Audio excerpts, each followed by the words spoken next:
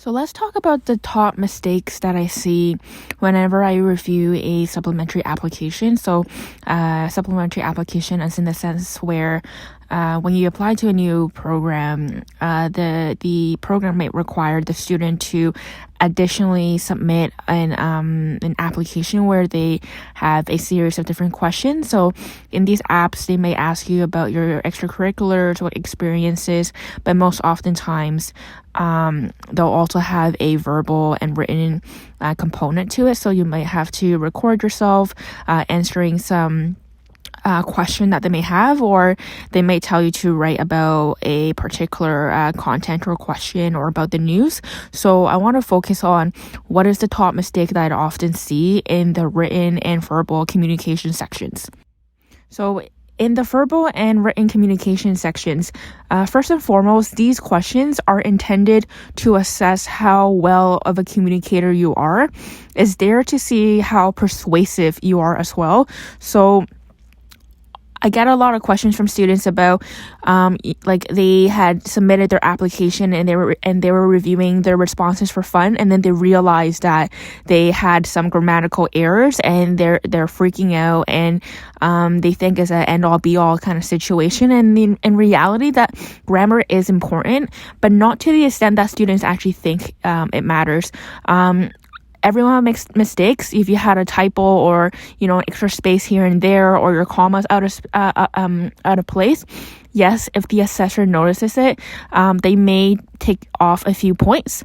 But the amount of deductions is not enough, and it's not substantial enough to put you from a high omit range to a lower omit range.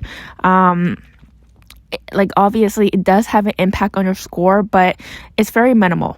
But the common mistakes that I often see that is substantial enough to move a student from a high omit applicant pool to a low omit applicant pool is their quality of their analysis and what points they're able to get across.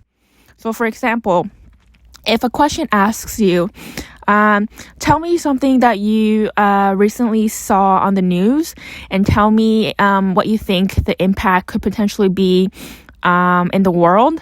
Don't just regurgitate what the news article said, because if you think about what the question asks, it first asks you to summarize the news article, and then the second part, which is the important part and the analysis part, is asking the student to explain from your perspective what impacts it could have potentially on the world. And this is the analysis part that's very crucial, because anyone can regurgitate what they just read on the internet, but it's the analysis and thinking part that makes a student unique, and it also kind of distinguish a good student and a high achieving student from a lower performing student.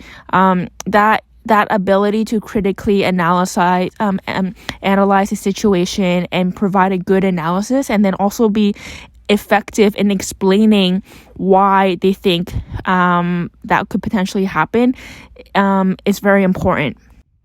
And then finally, I've said communication is very important, and it's very important to be an effective communicator. And what do we mean by that in terms of in the application? So if it's a verbal communication, you want to avoid any distractions. You want to make sure that when you're presenting yourself on video or in audio, you're as clear as possible in your points. You're clearly identifying the problem, telling me the solution or your perspectives, and then wrapping it up. You want to try as much as possible to not have any filler words like ums, uhs, etc. Or try to, as much as possible, to also not go around in circles in the arguments. What I see a lot in the verbal video responses is that the question might ask, give me 3 points. And a lot of students do get 3 points, but those 3 points are actually the same perspectives. They're not actually unique and distinct from one another. So even though the student is giving 3 points, but in reality, the marker is going to think it's only 1 point because they're giving the same example, but they're just explaining it in different words.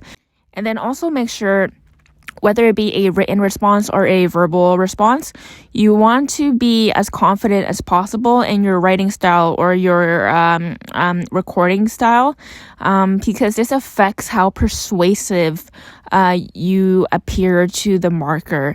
So what do I mean by that? So if I'm reviewing a recorded response and the student, is first of all not very loud. I can barely hear them. They may have a lot of filler words. They may be going around in circles.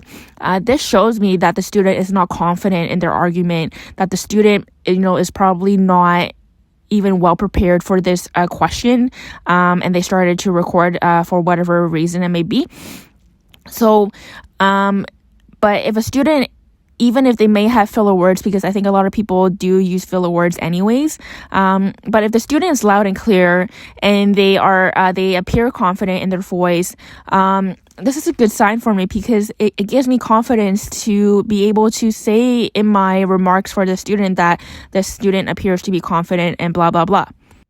And then in terms of if you're writing an answer response, obviously the assessor won't be able to tell how many filler words or how confident you appear on video or on audio.